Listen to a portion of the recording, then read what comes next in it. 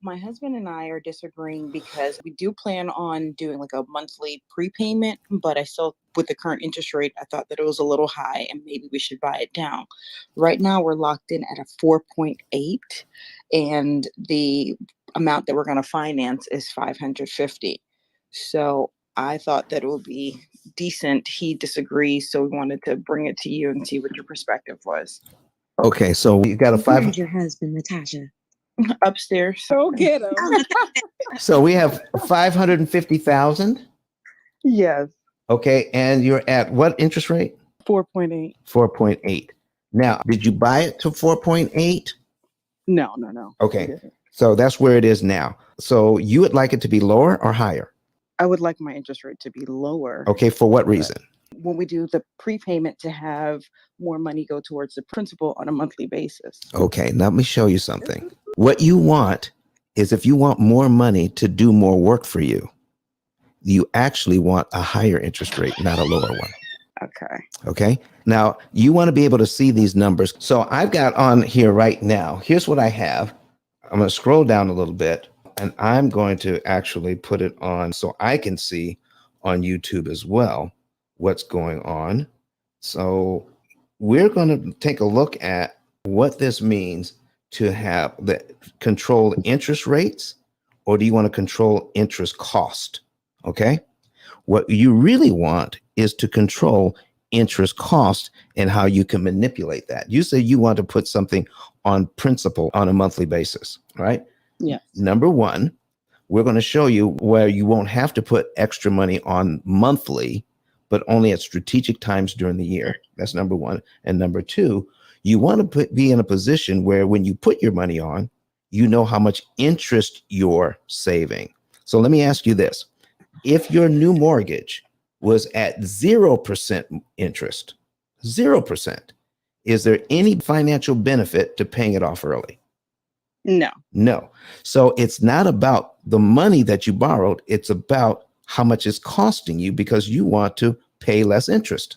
Correct. Okay. It's the interest that's doing that. So let's scroll down. I'm showing here that at 4.8%, 4.8, the bank wants $488,000 in interest on your loan over 30 years.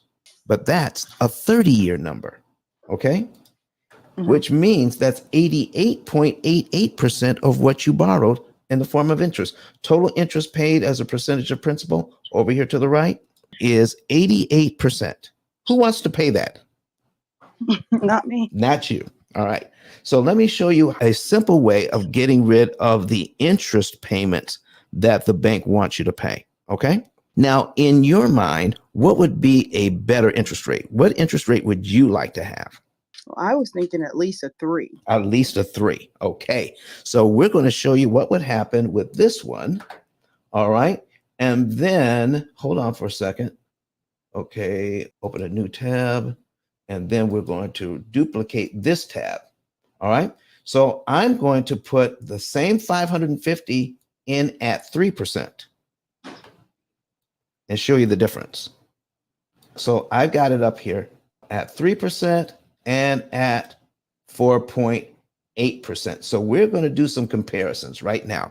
At 4.8%, the principal and interest payment is $2,885.66. So far, that seems pretty high, but if we can afford it, that's great. Now we're going to take a look at 3%.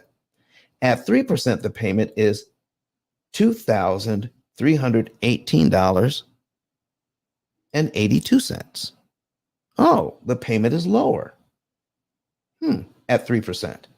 If we take a look, if we go back to the 4.8% and look at how much interest the bank wants over 30 years, they want $488,000 in interest at 4.8. At 3%, the bank wants, $284,000, but that's over 30 years. And our total interest paid drops down to 51%. Still a lot of money, still too much money. Okay. Mm-hmm. So now let's take a look at Let's go back to the 4.8. And then this is not the P.I.L.L method. This is just helping you to understand how banking actually works. And it actually helps us to answer the question, are landlords smarter than the banks? Because banks are always talking about lowering the interest rate, saving money, where landlords are always increasing the rents. They're increasing our payments, but banks want to lower our payments. Why is that? Are the banks losing money here? You follow me? Yeah. Okay, so listen, here's what we're talking about. In the very first payment, do you see how much money goes to principal? Yes, I do. All right, and do you see how much goes to interest? Yes. How fair is that? Doesn't seem too fair. No, to it's me. not fair. So you're being kind.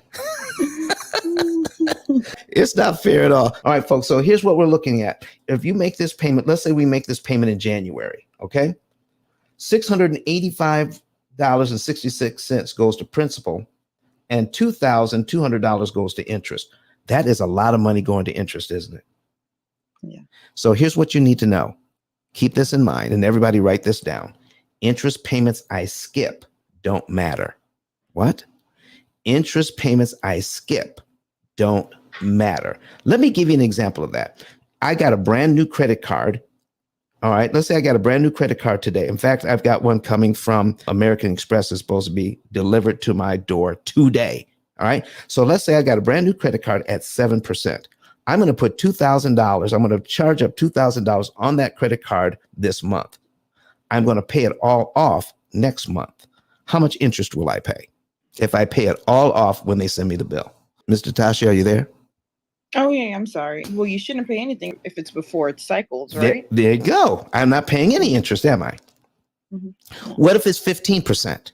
Well, 15%, depending on when it cycles, is it still zero? It's still zero. What if it's 30%? Same thing. What if it's 100%? Oh, that'll be crazy, but still same thing. Same thing. So it doesn't matter how much interest they're looking for. What matters is how much interest I'll actually end up paying, correct? Correct. So I can skip right over the interest that they're looking for by controlling how I pay them. Okay. So interest payments I skip don't matter. Keep that in mind, okay? Mm-hmm. All right, so now even though you don't want to pay $2,000 in interest, but let's see how we can skip that. So I'm going to show you what would happen if we make our payment in January. I don't owe the bank any more money until February, correct?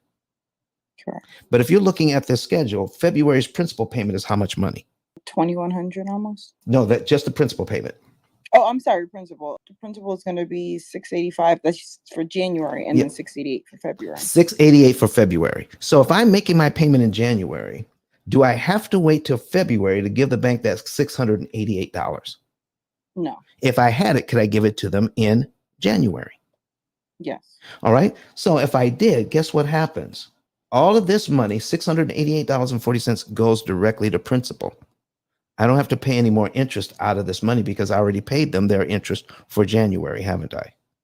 Yes. So I'm paid down to line 2 on my mortgage here. I'm paid down to where I owe $548,625.94.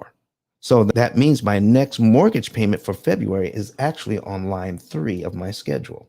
So what just happened? For $688, I got rid of line 2. Not for the entire amount that they're looking for, which is a payment of what, $2,885. I just got rid of line 2 for only $688.40. It's gone. And my next mortgage payment for February is on line 3 of the schedule.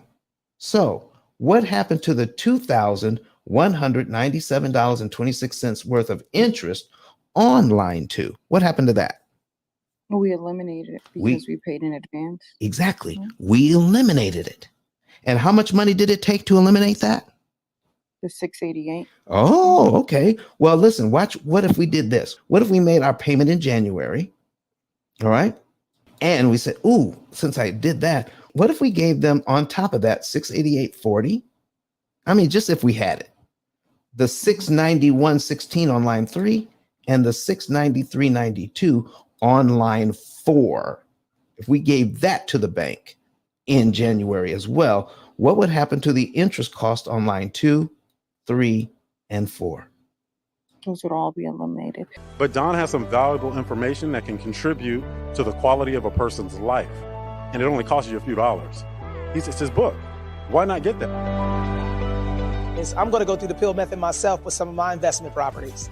So I'm going to link up with Don, and then I'm going to sit down with him, show him my investment portfolio, and see how I can eliminate interest.